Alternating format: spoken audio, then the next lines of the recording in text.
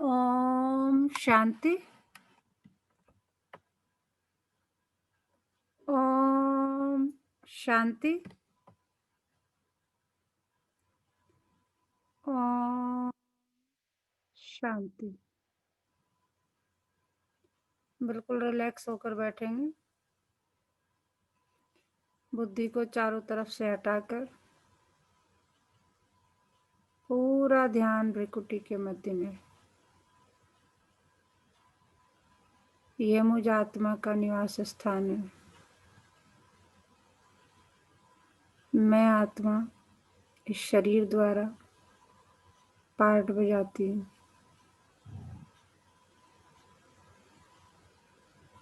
मेरी सारी कर्मेंद्रियां मेरे वश में हैं। मैं बहुत भाग्यवान आत्मा हूँ कि परमपिता परमात्मा ने मेरा हाथ पकड़ा है और रोज मुझे ज्ञान से, गुणों से, शक्तियों से भरपूर करते जाते हैं। मैं कोटों में कोई और कोई में भी कोई बहुत बहुत भाग्यवान, ज्ञानवान, गुणवान आत्मा हूँ। शुक्रिया मेरे बाबा, शुक्रिया मुझे अपना बनाने के लिए, मुझे रोज पढ़ाने के लिए, मुझे पतित से पावन बनाने के लिए। अभी मैं आत्मा अपने परम पिता परमात्मा के महावाक्य सुनूंगी। ओम शांति। आज 17 जनवरी 2021। कौन सी मुरली आज? संडे है। कौन सी मुरली है बताएगा कोई? संडे को कौन सी मुरली? ओम शांति दीदी। आज अव्यक्त मुरली होगी मैम। ब्राह्मण जीवन बाप से सर्व संबंध अनुभव करने का जीवन। बाबा कह रहे हैं जो तुम्हारा ब्राह्मण जीवन है उसका मतलब क्या है? बाप से सर्व संबंध अनुभव करने का जीवन है। आज बाप दादा अपने अनेक बार मिलन मनाने वाले, अनेक कल्पों से मिलने वाले बच्चों से फिर मिलन मनाने आए हैं। कितनी बार हम मिलन मनाते हैं? कल्प कल्प मनाते हैं। 5000 साल पहले भी मनाया होगा, फिर से मना रहे हैं। यह अलौकिक अव्यक्त मिलन भविष्य स्वर्ण युग में भी नहीं हो सकता। बाबा कह रहे हैं ये मिलन अभी संगम पर ही हो सकता है, ये सतयुग में भी नहीं हो सकता। सिर्फ इस समय इस विशेष युग को वरदान है बाप और बच्चों के मिलने का, इसलिए इस युग का नाम ही है संगम युग, अर्थात मिलन मनाने का युग। संगम माने क्या होता है? अगर इसका शाब्दिक अर्थ पे जाओ, संगम मतलब होता है मिलना। तो संगम युग अर्थात मिलन मनाने का युग। ऐसे युग में ऐसा श्रेष्ठ मिलन मनाने के विशेष पाठधारी आप आत्माएं हो। बाबा कह रहे तुम विशेष पाठधारी आत्मा हो। बाप दादा भी ऐसे कोटों में कोई श्रेष्ठ भाग्यवान आत्माओं को देख हर्षित होते हैं। बाबा कह रहे तुम कोटों में कोई श्रेष्ठ भाग्यवान आत्माएं हो, तुम्हें देख देख के मैं खुश हो रहा हूँ। और स्मृति दिलाते हैं और हमें याद दिलाते हैं आदि से अंत तक कितनी स्मृतियां दिलाई है। याद करो तो लंबी लिस्ट निकल आएगी। इतनी स्मृतियां दिलाई है जो आप सभी स्मृति स्वरूप बन गए हो। भक्ति में आप स्मृति स्वरूप आत्माओं के यादगार रूप में भक्त भी हर समय सिमरन करते रहते हैं। आप स्मृति स्वरूप आत्माओं के हर कर्म की विशेषता का सिमरन करते रहते हैं। भक्ति की विशेषता ही सिमरन अर्थात कीर्तन करना है। सिमरन करते करते मस्ती में कितना मगन हो जाते हैं। अल्पकाल के लिए उनको भी और कोई सुध बुध नहीं रहती। बाबा कह रहे थोड़े समय के लिए भक्ति में भी याद करते करते जिस भक्त की भक्ति में बिल्कुल सुध बुध खो जाते हैं, खो देते हैं। आप खुद देखो, अगर आपका बच्चा है उससे आप बातें कर रहे हैं, उससे उसी के उसमें मतलब प्यार की बात हो रही है यहाँ पे। जैसे भक्ति में आप किसी देवता, बाबा कह रहे हैं तुम ही तो हो, तुम्हारा ही तो सिमरन हो रहा है सब जगह। है ना। द्वापर कलयुग में क्या हुआ है, तुम्हारा ही सिमरन हुआ है, तुम्हारा सिमरन, यानी हम ही तो देवी देवता हैं जो कि हमें ही फिर याद किया जाता है। तो सिमरन करते करते उसमें खो जाते हैं, अर्थात लवलीन हो जाते हैं। ये अल्पकाल का अनुभव उन आत्माओं के लिए कितना प्यारा और न्यारा होता है, यह क्यों होता। बाबा कह रहे भक्ति मार्ग में भी आप किसी देवता विशेष को सिमरन करते हुए उसकी भक्ति में मस्त हो जाते हैं और वो लवलीन हो जाते हैं, लेकिन कितने समय के लिए, अल्पकाल के लिए, थोड़े समय के लिए। और लेकिन बाबा कह रहे वो भी कितना अच्छा मिलन होता है। यह क्यों होता है, क्योंकि जिन आत्माओं का सिमरन करते हैं यह आत्माएं स्वयं भी बाप के स्नेह में सदा लवलीन रही है, बाप की सर्व प्राप्तियों में सदा खोई हुई रही है। इसलिए ऐसी आत्माओं का सिमरन करने से भी उन भक्तों को अल्पकाल के लिए आप वरदानी आत्माओं द्वारा अचली रूप में अनुभूति प्राप्त हो जाती है। तो सोचो, जब सिमरन करने वाली भक्त आत्माओं को भी इतना अलौकिक अनुभव होता है, तो आप स्मृति स्वरूप वरदाता विधाता आत्माओं को कितना प्रैक्टिकल जीवन में अनुभव प्राप्त होता है। इसी अनुभूतियों में सदा आगे बढ़ते चलो। तो बाबा कह रहे हैं जो वो तुम्हें याद करते हैं, क्या है, तुम्हें याद कर रहे हैं, और तुम्हें याद करने से ही उन्हें इतनी ज्यादा अनुभूतियां होती है, इतना अलौकिक अनुभव होता है। तो समझो कि आप जो है स्मृति स्वरूप कौन हो, वरदाता और विधाता आत्मा को कितना प्रैक्टिकल जीवन में अनुभव प्राप्त होता है। तो बाबा कह रहे इन्हीं नशे में, इन्हीं अनुभूतियों में सदा आगे बढ़ते चलो। हर कदम में भिन्न भिन्न स्मृति स्वरूप का अनुभव करते चलो। जैसा समय, जैसा कर्म, वैसे स्वरूप की स्मृति इमर्ज यानी प्रत्यक्ष रूप में अनुभव करो। जैसे अमृत वेले दिन का आरंभ होते बाप से मिलन मनाते, मास्टर वरदाता बन वरदाता से वरदान लेने वाली श्रेष्ठ आत्मा हूँ, डायरेक्ट भाग्यदाता द्वारा भाग्य प्राप्त करने वाली पद्मा पदम भाग्यवान आत्मा हूँ। इस श्रेष्ठ स्वरूप को स्मृति में लाओ। बाबा कह रहे जब अमृत वेले बैठते हो तो क्या महसूस करो कि वरदाता, महसूस क्या, इस स्मृति को इमर्ज करो। कि कौन है हम, वरदाता विधाता के बच्चे, श्रेष्ठ आत्मा। वरदानी समय है, वरदाता विधाता साथ में है। बाबा कह रहे हैं संगम युग कैसा समय चल रहा है, वरदानी समय, वरदाता विधाता साथ में है। मास्टर वरदानी बन स्वयं भी संपन्न बन रहे हो और अन्य आत्माओं को भी वरदान दिलाने वाले वरदानी आत्मा हो। इस स्मृति स्वरूप को इमर्ज करो। ऐसे नहीं यह तो हूं ही, बाबा कह रहे ऐसे नहीं कि यह तो हूं ही, लेकिन भिन्न भिन्न स्मृति स्वरूप को समय प्रमाण अनुभव करो तो बहुत विचित्र खुशी, विचित्र प्राप्तियों का भंडार बन जाएंगे और सदैव दिल से प्राप्ति के गीत स्वतः ही अनहद शब्द के रूप में निकलता रहेगा। क्या निकलता रहेगा, पाना था सो पा लिया, और क्या बाकी रहा। बाबा कह रहे जब तुम्हें ये अनुभूति हो जाएगी ना, मन से, दिल से शांत हो जाओगे और बिल्कुल क्या हो जाओगे, बिल्कुल संतुष्ट हो जाओगे। क्या कहोगे, दिल से यही गीत निकलेगा कि जिसे मुझे, जिसकी मैं खोज में था, जिसकी मैंने इतनी भक्तियां की, इतना पुकारा, वो मुझे मिल गया है। पाना था सो पा लिया। इसी प्रकार भिन्न भिन्न समय और कर्म प्रमाण स्मृति स्वरूप का अनुभव करते जाओ। मुरली सुनते हो तो स्मृति रहे, बाबा देखो अटेंशन दिला रहे कि मुरली सुनते हुए भी क्या स्मृति रहे कि गॉडली स्टूडेंट लाइफ, ईश्वरीय विद्यार्थी जीवन, अर्थात भगवान का विद्यार्थी हूँ। स्वयं भगवान मेरे लिए परम धाम से पढ़ाने के लिए आए हैं। यही विशेष प्राप्ति है जो स्वयं भगवान आता है। तो कितना बाबा एक एक पॉइंट को कितना क्लियर करके बताते कि मुरली में भी ये नहीं कि बस बैठ गए सुन लिया, नहीं, मैं मुझे पढ़ाने कौन आया है, स्वयं भगवान। कहाँ से आया, अपना धाम छोड़ के, कहते भी ना दूर देश का रहने वाला, कहते मैं छोड़ के आया हूँ, सब कुछ छोड़ के आया हूँ अपने बच्चों के लिए, तुमने इतना पुकारा, फिर मैं तुम्हें, और वो भी क्यों आया हूँ, क्योंकि मेरा ड्रामा में पार्ट है कि मैं तो पतित से पावन बनाने का मेरा काम है। तो बाबा कह रहे यही विशेष प्राप्ति है जो स्वयं भगवान आता है।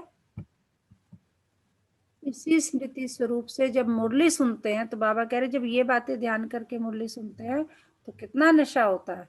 अगर साधारण रीति से नियम प्रमाण सुनने वाला सुना रहा है और सुनने वाला सुन रहा है तो इतना नशा अनुभव नहीं होगा। बाबा कह रहे ऐसी सोच लो कि भाई ठीक है, मुझे सुनना है, रोज का मेरा रूटीन है, मुझे सुनना है, जो है सामने दीदी से सुनना है, वो सुना रही है, मैं सुन रहा हूँ। तो बाबा कह रहे तो इतना नशा अनुभव नहीं होगा। लेकिन भगवान के हम विद्यार्थी हैं, इस स्मृति को स्वरूप में लाकर फिर सुनो, तब अलौकिक नशे का अनुभव होगा। समझा? बाबा पूछ रहे हैं, समझे? भिन्न भिन्न समय के भिन्न भिन्न स्मृति स्वरूप के अनुभव में कितना नशा होगा। ऐसे सारे दिन के हर कर्म में बाप के साथ स्मृति स्वरूप बनते चलो। कभी भगवान का सखा व साथी रूप का, बाबा कहते सर्व संबंध मेरे से। कभी क्या कह रहे कि भगवान मेरा सखा है, साथी है। कभी जीवन साथी रूप का, कभी भगवान मेरा मुरब्बी बच्चा है, अर्थात पहला पहला हकदार, पहला वारिस है। कोई ऐसा सुंदर और बहुत लायक बच्चा होता है तो माँ बाप को कितना नशा रहता है कि मेरा बच्चा कुल दीपक है, वह कुल का नाम बाला करने वाला है। जिसका भगवान बच्चा बन जाए उसका नाम कितना बाला होगा, उसके कितने कुल का कल्याण होगा। अब बहुत ध्यान से देखिए इसका, अंडरलाइन करने वाली बात है। हर संबंध का महत्व बता रहे हैं बाबा कि अगर बच्चा मुझे बना लेते हो तो उसमें क्या अनुभूति तुम्हें होनी चाहिए।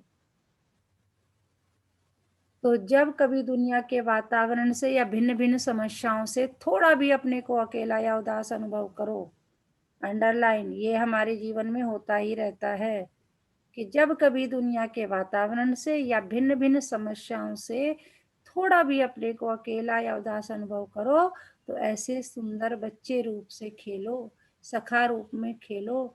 कभी थक जाते हो तो माँ के रूप में गोदी में सो जाओ, समा जाओ। कभी दिल से सख्त हो जाते हो यानी उदास हो जाते हो तो सर्वशक्तिमान स्वरूप से मास्टर सर्वशक्तिवान के स्मृति स्वरूप का अनुभव करो तो दिल से सख्त से दिल खुश हो जाएंगे। एकदम से याद कर लो, मैं कौन हूँ, कौन हूँ मैं तो मास्टर मैं तो सर्वशक्तिमान का बच्चा, भगवान का बच्चा हूँ। तो कौन हूँ मैं? मास्टर सर्वशक्तिमान हूँ। मेरे पास तो सारी शक्तियां हैं। याद करो उसे। तो बाबा कह रहे दिल से सख्त से दिल खुश हो जाएंगे। भिन्न भिन्न समय पर भिन्न भिन्न संबंध से भिन्न भिन्न अपने स्वरूप के स्मृति को इमर्ज रूप में अनुभव करो तो बाप का सदा साथ स्वतः ही अनुभव करेंगे। और यह संगम युग की ब्राह्मण जीवन सदा ही अनमूल्य अनुभव होती रहेगी। और बात, इतने सर्व संबंध निभाने में इतने बिजी रहेंगे तो माया को आने की भी फुर्सत नहीं मिलेगी। बाबा कह रहे इसका साइड इफेक्ट क्या होगा देखो। और बात मतलब इसका साइड इफेक्ट क्या होने वाला है कि जब सारे संबंध बाबा से निभाने में तो माया तो कहेगी भैया इसके पास तो मेरे लिए टाइम ही नहीं है। तो माया को आने की भी फुर्सत नहीं मिलेगी, वो आएगा नहीं। किसी का हम इग्नोर करें हम तो क्यों आएगा हमारे पास। जैसे लौकिक बड़ी प्रवृत्ति वाले सदैव यही कहते हैं कि प्रवृत्ति को संभालने में इतने बिजी रहते हैं और कोई बात याद ही नहीं रहती क्योंकि बहुत बड़ी प्रवृत्ति है। बाबा देखो कह रहे हैं कि अपने आप को इतना बिजी कर लो, अपने आप को इतना बिजी कर लो। कितनी बढ़िया मुरली बाबा एक एक पॉइंट को कितना क्लियर समझा रहा है। तो आप ब्राह्मण आत्माओं की प्रभु से प्रीत निभाने की प्रभु प्रवृत्ति कितनी बड़ी है। आपकी प्रभु प्रीत की प्रवृत्ति सोते हुए भी चलती है। अगर योग निंद्रा में हो तो आपकी निंद्रा नहीं लेकिन योग निंद्रा है। सोते सोते होता ना, मतलब क्या है, आँख खुले नहीं है, गुड मॉर्निंग बाबा है, मतलब शुरू हो जाते हैं। पता चला करवट भी ले रहे हैं तो कई बार तो ये होता है कि शायद सुबह हो गई, गुड मॉर्निंग बाबा, लव यू बाबा, ये सब निकलना शुरू हो जाता है। आप यानी प्रभु प्रेम में इतना खोए हुए हैं कि बाबा ही बाबा याद आता है। तो नींद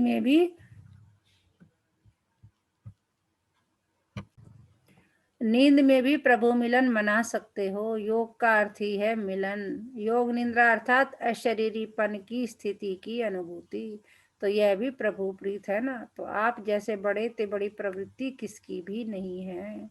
एक सेकंड भी आपको फुर्सत नहीं है क्योंकि भक्ति में भक्त के रूप में भी गीत गाते रहते थे कि बहुत दिनों के बाद प्रभु आप मिले हो तो गिन गिन के हिसाब पूरा लेंगे। गाना था ना ये, बहुत दिनों के बाद मिले हो, गिन गिन के हिसाब पूरा करेंगे। तो एक एक सेकंड का हिसाब लेने वाले हो, सारे कल्प के मिलन का हिसाब इस छोटे से एक जन्म में पूरा करते हो। 5000 वर्ष के हिसाब से यह छोटा सा जन्म कुछ दिनों के हिसाब में हुआ ना, तो थोड़े से दिनों में इतने लंबे समय का हिसाब पूरा करना है। इसलिए कहते हैं श्वासो श्वास सिमरो, कि हर सांस के साथ याद करो। सांसों श्वास मतलब सांस भी ले रहे हैं, कुछ भी कर रहे हैं, बाबा बाबा बाबा याद होना चाहिए। भक्त सिमरन करते हैं, आप स्मृति स्वरूप बनते हो, तो आपको सेकंड भी फुर्सत नहीं। कितनी बड़ी प्रवृत्ति है। इसी प्रवृत्ति के आगे वह छोटी सी प्रवृत्ति आकर्षित नहीं करेगी और सहज स्वतः ही देह सहित देह के संबंध और देह के पदार्थ व प्राप्तियों से नष्टो मोहा स्मृति स्वरूप हो जाएंगे। यही लास्ट पेपर माला के नंबर वार मण के बनाएगा।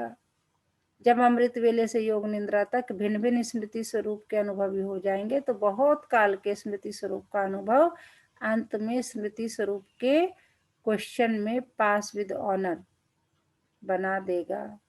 बहुत रमणीक जीवन का अनुभव करेंगे, क्योंकि जीवन में हर एक मनुष्य आत्मा की पसंदी वैरायटी हो, यही चाहते हैं। तो इस सारे दिन में भिन्न भिन्न संबंध, बाबा कह रहे हमें क्या पसंद है, मनुष्य जीवन को वैरायटी पसंद है। तो इसीलिए कह रहे हैं कि सारे दिन में भिन्न भिन्न संबंध, भिन्न भिन्न स्वरूप की वैरायटी अनुभव करो। जैसे दुनिया में भी कहते हैं ना, बाप तो चाहिए ही, लेकिन बाप के साथ अगर जीवन साथी का अनुभव ना हो तो भी जीवन अधूरी समझते हैं। बच्चा ना हो तो भी अधूरी जीवन समझते हैं। हर संबंध को ही संपन्न जीवन समझते हैं। कितना प्यारा एग्जाम्पल बाबा ने दिया है कि माँ बाप ही हो, नहीं फिर जीवन साथी भी चाहिए, जीवन साथी हो गया फिर बच्चा भी चाहिए, फिर बच्चा हो गया तो पोता पोती भी चाहिए। तो कहने का मतलब यही है, बाबा कह रहे तुम्हें वैरायटी पसंद है, तो ऐसे ही पूरा दिन मुझे डिफरेंट डिफरेंट डिफरेंट जो है भिन्न भिन्न संबंध के साथ याद करो। जैसा समय है, खेलने का मन है तो बच्चा बना लो, है ना। अगर ज्यादा उदास हो तो बिल्कुल रेस्ट करने का मन है, रिलैक्स करने का मन है तो अपनी माँ बना लो, उसकी गोद में समा जाओ। कितने प्यार से बाबा समझा रहा है कि हर संबंध को ही संपन्न जीवन समझते हैं। अगर बच्चा ना हो, जीवन साथी ना हो, तो यह ब्राह्मण जीवन भगवान से सर्व संबंध अनुभव करने वाली संपन्न जीवन है। एक भी संबंध की कमी नहीं करना। एक संबंध भी भगवान से कम होगा तो कोई न कोई आत्मा उस संबंध से अपनी तरफ खींच लेगी। जैसे कई बच्चे कभी कभी कहते हैं बाप के रूप में तो हैं, लेकिन सखा व सखी अथवा मित्र का तो छोटा सा रूप है ना, उसके लिए तो आत्माएं चाहिए, क्योंकि बाप तो बड़ा है ना। लेकिन परमात्मा के संबंध के बीच कोई भी छोटा या हल्का आत्मा का संबंध मिक्स हो जाता है तो सर्व शब्द समाप्त हो जाता है और यथाशक्ति की लाइन में आ जाते हैं। ब्राह्मणों की भाषा में हर बात में सर्व शब्द आता है। सर्व का मतलब कंप्लीट, सारे के सारे। जहाँ सर्व है वहीं संपन्नता है। अगर दो कला भी कम हो गई तो दूसरी माला के मणके बन जाते। इसलिए सर्व संबंधों के सर्व स्मृति स्वरूप बनो। समझा। जब भगवान खुद सर्व संबंध का अनुभव करने की ऑफर कर रहा है, देखो भाई, अब बाबा बाद में कह रहा है, जब भगवान खुद सर्व संबंध का अनुभव कराने की ऑफर कर रहा है तो आफरीन लेना चाहिए ना। ऐसा गोल्डन ऑफर सिवाय भगवान के और इस समय के न कभी और न कोई कर सकता है। सब कुछ कहने के बाद बाबा ने कह दिया, जब तुम्हें सब कुछ फ्री में मिल रहा है, जमा के तो देखो। बाबा कह रहे तुम्हें सर्व संबंध का अनुभव करने का खुद ऑफर दे रहा हूँ, तुमसे कह नहीं रहा हूँ, मैं खुद कह रहा हूँ बेटा। जैसे हम अपने बच्चे को समझाते हैं ना, विश्वास करो ना हमें। मतलब कई बार बच्चे, आप नहीं समझते हो, ऐसे नहीं है, नहीं, और कहते समझो ना, मेरे पे विश्वास करो ना। और होता भी आप एज ए माँ बाप सोचिए कि अपने बच्चे के लिए कितना अच्छा कुछ। तो लास्ट में बाबा मतलब जब सब कुछ समझाने के बाद भी लास्ट मतलब उसके पास कोई वो नहीं है शब्द, तो वो यही कह रहा है, मैं तो खुद ऑफर कर रहा हूँ, मैं तुमसे ये थोड़ी कह रहा हूँ कि तुम मांग रहे हो, नहीं, मैं खुद तुम्हें दे रहा हूँ। तो लेना चाहिए ना ऐसी गोल्डन ऑफर सिवाय भगवान के और इस समय के। कहते मैं भी दे रहा हूं, लेकिन कौन सा समय, अभी संगम युग का। फिर तुम मांगोगे, मैं दे ही नहीं सकता। जैसे लौकिक में भी टीचर पढ़ाता है ना, जब पढ़ाता है तो कहता है भैया पूछ लो जितने क्वेश्चन पूछने हैं, सारे डाउट्स जितना भी है, लेकिन एक समय ऐसा आएगा मैं शायद तुम्हारे पास ही बैठा हूं, तुम्हारे सामने खड़ा हूं, मैं फिर तुम्हें कुछ नहीं बता सकता, नहीं समझा सकता, तुम्हारी बात सुन के भी अनसुनी कर दूंगा जब पेपर का टाइम होगा। तो बाबा यही कह रहा है कि ऐसा गोल्डन ऑफर सिवाय भगवान के और इस समय के न कभी और न कोई कर सकता। समझे? तो क्या सुनाया बाबा ने अभी तक? कौन सुनाएगा?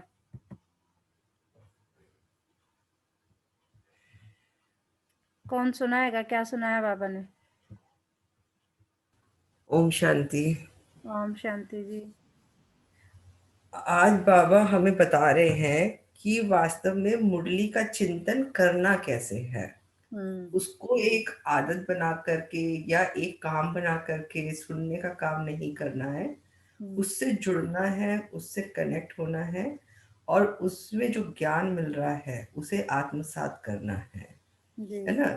ऊपर ऊपर से नहीं पढ़ करके करना है, और उसमें जो आपको विचार दिया जाता है, जो भाव दिया जाता है, उसको सारा दिन अपनाना है और उसी की का मतलब उसको फॉलो करना है। आपको बाबा की याद में रहना है। और बाबा कहते हैं मेरे साथ संबंध बनाओ। वो हर रूप में संबंध बनाने के लिए तैयार है। वो हमें छोटे से छोटे रूप में, बच्चे के रूप में, पिता के रूप में, माता के रूप में, टीचर के रूप में, गुरु के रूप में, किसी भी रूप में कह रहे हैं कि आप संबंध बना करके रहो और स्मृति में बने रहो।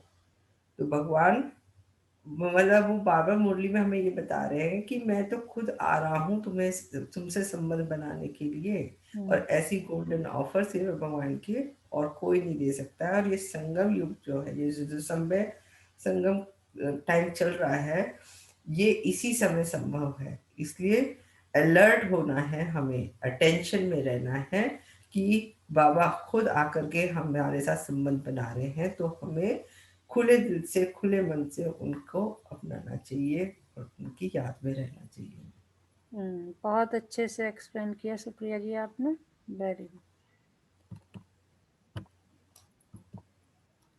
कोई बाप भी बने और बच्चा भी बने, यह हो सकता है? यह एक की ही महिमा है, एक की ही महानता है। बाबा कह रहे अगर लौकिक में देखो, कोई भी बाप भी बन जाए बच्चा हो सकता, नहीं हो सकता ना। कह रहा वो भी मेरी महिमा है और मैं ही कर सकता हूँ इस काम को भी। इसलिए सर्व संबंध से स्मृति स्वरूप बनना है, इसमें मजा है ना। ब्राह्मण जीवन किस लिए है? मजे में व मौज में रहने के लिए। तो ये अलौकिक मौज बनाओ, मजे की जीवन अनुभव करो। बाबा कह रहे ब्राह्मण जीवन है ही किस लिए? मजे में व मौज में रहने के लिए। तो बाबा कह रहे खुश रहो और अलौकिक मौज बनाओ, मजे की जीवन अनुभव करो। अच्छा, बाबा बार बार अच्छा जरूर बोलता है, समझ रहे हो? अच्छे का मतलब बाबा ही होता है। आज दिल्ली दरबार वाले हैं, दिल्ली वालों का टर्न है। बाबा के सामने दिल्ली के बच्चे, हम सब दिल्ली जोन में आते हैं। आज दिल्ली दरबार वाले हैं, ध्यान से सुनना दिल्ली वालों। राज दरबार वाले हो या दरबार में सिर्फ देखने वाले हो? राज दरबार वाले हो या दरबार में सिर्फ देखने वाले हो? दरबार में राज करने वाले और देखने वाले दोनों ही बैठते हैं। आप सब कौन हो? दिल्ली की दो विशेषताएं, एक दिल्ली दिलाराम की दिल है, एक दिल्ली दिलाराम की दिल है, दूसरा गद्दी का स्थान है। जो हमारा स्वर्ग स्थापन होगा, जो सतयुग आएगा, उसकी राजधानी दिल्ली है। यमुना के कंठे पर राज्य करेंगे हम सब। तो बाबा कह रहे हैं दिल है, एक दिल्ली क्या है? दिलाराम की दिल है, दूसरा गद्दी का स्थान है। दिल है तो दिल में कौन रहेगा? दिलाराम। और कौन है दिलाराम? हमारा बाबा। दिल है तो दिल में कौन रहेगा? दिलाराम। तो दिल्ली निवासी अर्थात दिल में सदा दिलाराम को रखने वाले ऐसे अनुभवी आत्माएं और अभी से स्वराज अधिकारी। बाबा क्या कह रहे? अभी से, अंडरलाइन, ऐसे अनुभवी आत्माएं और अभी से स्वराज अधिकारी, सो भविष्य में विश्व राज्य अधिकारी। बाबा कह रहे खुद पे राज करना सीखोगे, खुद की कर्मेंद्रियों पर राज करना सीखोगे तो क्या हो गया? राजयोग सीख लिया। राजयोग सीख लिया तो यानी आप क्या बन जाएंगे? विश्व राज्य अधिकारी बन जाएंगे। दिल में जब दिलाराम है तो राज्य अधिकारी अभी है, और सदा रहेंगे। बाबा कह रहे तुम्हारे दिल में सिर्फ अगर मैं हूँ तो राज्य अधिकारी अभी भी हो और सदा रहोगे, ये गारंटी है, बाबा दे रहा है गारंटी, लूट लो बाबा को आज तक। तो सदा अपने जीवन में देखो कि यह दोनों विशेषताएं हैं, दिल में दिलारा और फिर अधिकारी भी। ऐसे गोल्डन चांस, गोल्डन से भी डायमंड चांस लेने वाले कितने भाग्यवान हो। क्या कह रहा है बाबा, ऐसे गोल्डन चांस, गोल्डन से भी डायमंड चांस लेने वाले कितने भाग्यवान हो। अच्छा समझ रहे हैं ना। अभी तो बेहद सेवा का बहुत अच्छा साधन मिला है, चाहे देश में चाहे विदेश में, जैसे नाम है वैसे ही सुंदर कार्य है। नाम सुनकर के ही सभी को उमंग आ रहा है, सर्व के स्नेह सहयोग से सुखमय संसार। यह तो लंबा कार्य है, 1 वर्ष से भी अधिक है। तो जैसे कार्य का नाम सुनते ही सभी को उमंग आता है, ऐसे ही कार्य भी उमंग से करेंगे। जैसे सुंदर नाम सुनकर खुश हो रहे हैं, वैसे कार्य होते सदा खुश हो जाएंगे। यह भी सुनाया ना, प्रत्यक्षता का पर्दा हिलने का अथवा पर्दा खुलने का आधार बना है और बनता रहेगा। सर्व के सहयोगी, जैसे कार्य का नाम है वैसे ही स्वरूप बन सहज कार्य करते रहेंगे। तो मेहनत निमित्त मात्र और सफलता पदम गुना अनुभव करते रहेंगे। तो बाबा ने ना ये एक स्लोगन, मतलब एक कार्य दिया होगा उस टाइम, उस समय की जब ये मुरली है, तो ये कि आपको इस पर वर्क करना है, सर्व के स्नेह सहयोग से सुखमय संसार। तो बाबा उसी को बता रहे हैं, इसी को एक्सप्लेन कर रहे हैं कि सर्व, ये जो तुम्हें काम मिला है तो इसे पूरा क्या करना, स्वरूप में बन के, ये नहीं कि बस है, कि स्वरूप बन सहज कार्य करोगे तो मेहनत निमित्त मात्र और सफलता पदम गुना अनुभव करते रहेंगे। ऐसे अनुभव करेंगे जैसे करावन हार निमित्त बनाए करा रहा है। बाबा कह रहे हैं तुम करो, मैं हूं कराने वाला। तो ऐसे अनुभव करेंगे। बाबा कह रहे तुम्हें खुद अनुभव होगा ऐसे कि मैं तो सिर्फ कर रहा हूँ, कराने वाला तो कोई और है जो अपने आप करा रहा है, मैं कर रहा हूँ नहीं। इससे सहयोगी नहीं बनेंगे, करावनहार करा रहा है, चलाने वाला कार्य को चला रहा है। जैसे आप सभी को जगदम्बा का स्लोगन याद है, हुक्म हुक्म चला रहा है, ये गाना भी है, ये पूरा गाना है, हुक्म हुक्म चला रहा कर, हम करने वाला करा रहा, करनहार हम करते जा रहे। सुनेंगे इसके बाद यही स्लोगन सदा, जो हमारी मम्मा थी, उनको जगदम्बा सरस्वती, तो उनका स्लोगन था ये कि हुक्म हुक्म चला रहा है। ठीक है ना।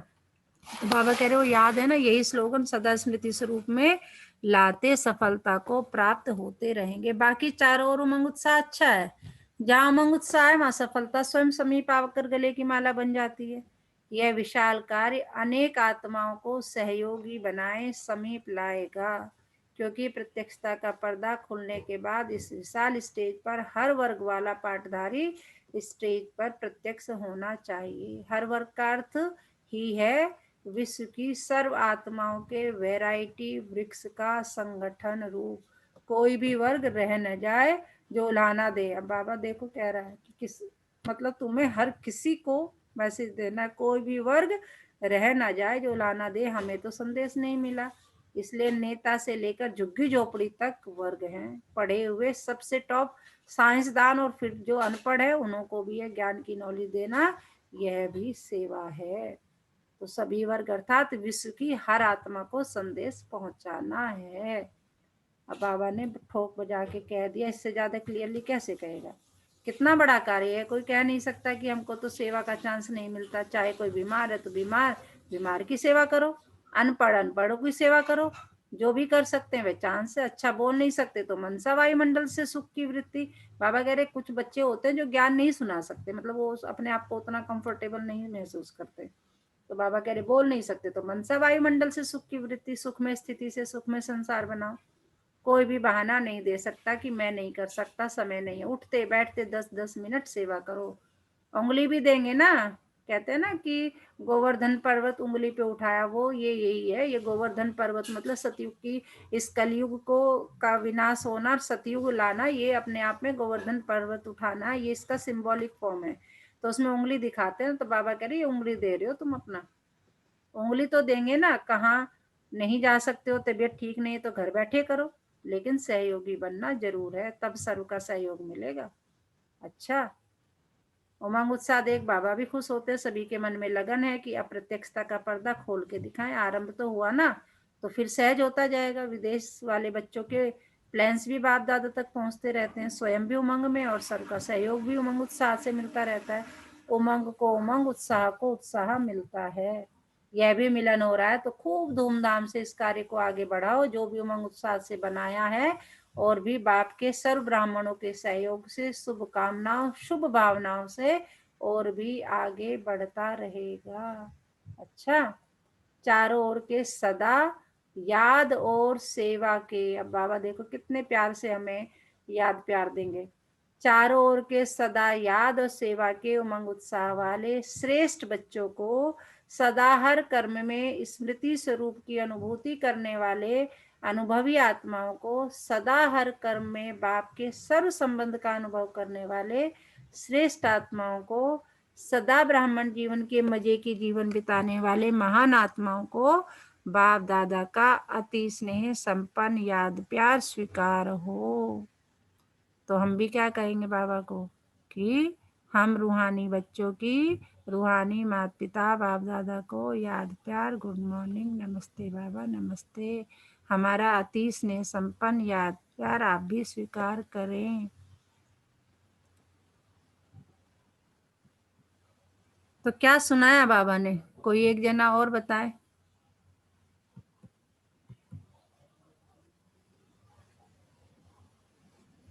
कोई भी बोलने वाले बोलो। ओम शांति दीदी। ओम शांति।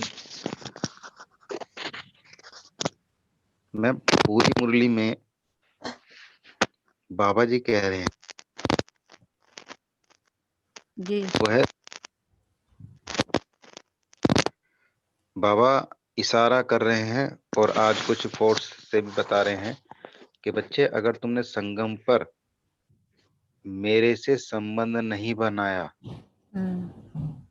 तो प्राप्तियां सहज नहीं होंगी जी, और बाद में सिवाय पछतावे के कुछ भी नहीं होगा। जी, इसीलिए जो भी संबंध बनाना है, माता से, पिता का, बच्चे का, गुरु का, किसी भी प्रकार का कोई संबंध बनाना है तो वो संबंध सिर्फ और सिर्फ संगम युग पर मुझसे बनाओ।